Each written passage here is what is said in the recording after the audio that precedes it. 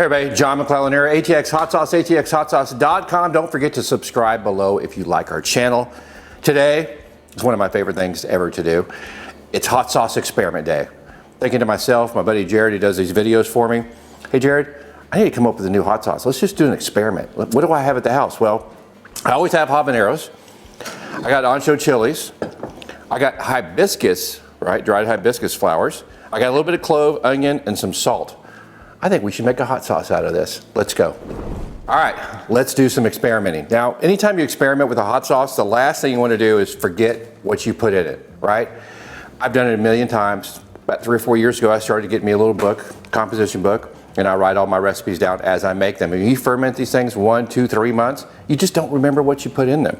So always get your book out and you write it down. All right, this is number 401. All right. Number 401, but today's date. All right, now let's start off. So let's do the cloves first, all right? You don't want a lot of cloves. They have a real strong flavor to them. We are gonna weigh it out. I like to do everything in grams. There we go. All right.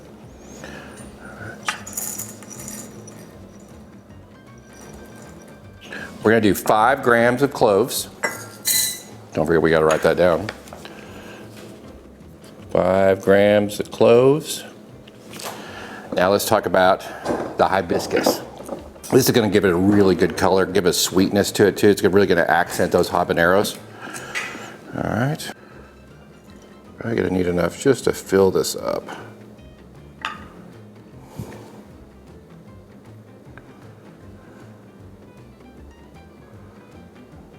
All right, we're gonna call that 20 grams of hibiscus flowers, dried hibiscus flowers. Gonna add those puppies right in.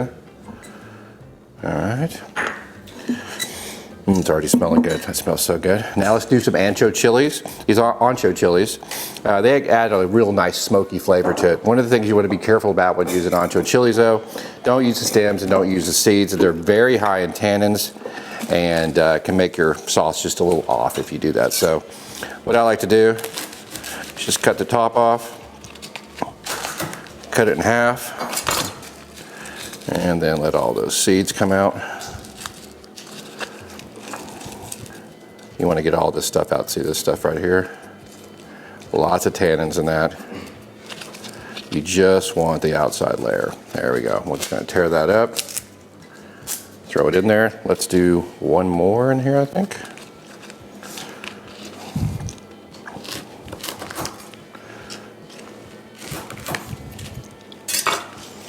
All right. Now we got to get that stem out, all those seeds, or almost all of them. That looks pretty darn good. Get that tore up, put that in there. Now, let's chop up some jalapenos. I'm sorry, some habaneros. Now, one of the things you want to be careful about when you're chopping up habaneros or any kind of pepper like this is that you don't want any air pockets in your fermentation. Air pockets equal bad, equal mold. So what we do is we always want to make sure that we chop them up. You want to do a little bit like this. Get this out of the way.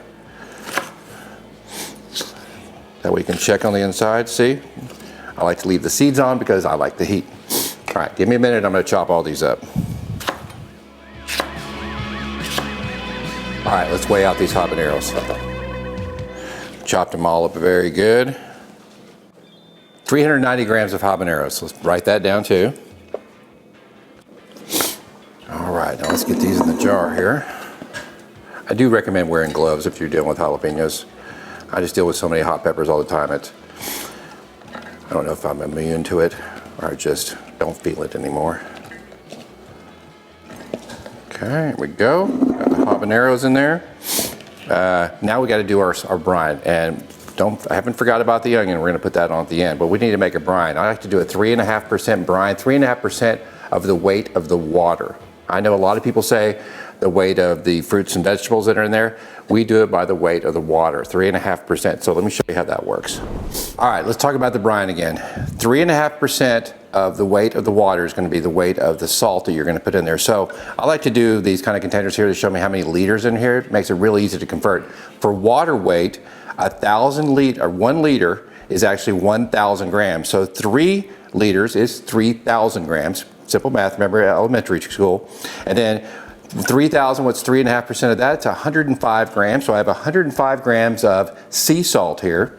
I like to use kosher salt, sea salt. I don't like to use iodized salt. So we're going to take this 105 grams of salt, add it to this 3,000 grams of water, which is 3 liters, right? Because there's 1,000 grams in every liter of water weight. All right, so let's get that in there. Okay. Let's give it a little mix. And let it all dissolve in there. This takes a few minutes, but be patient, let it all dissolve, and then we're gonna add it into our little experiment. All right, we got our salt dissolved into our water here, 3.5% by weight of the water. Remember, 3,000 grams is 3 liters of water, so we got 105 grams of salt in here. We're gonna add it right on top of this.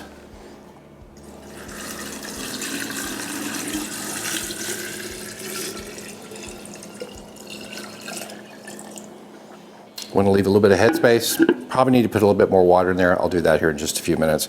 Also, I'm going to add in my onions that I cut into rounds, and I'm going to layer those around the top of it. Help to keep all the fruits and veggies down there under the water. Now remember, as this thing starts to ferment, it will fill up some more. So you want to make sure you leave enough headspace for that to happen. You don't want it overflowing. But when you do put it in a cabinet, dark place, I like to put it on top of a plate. That way it doesn't make a mess. All right, we're going to use this little trusty thing here. Put that lid over there.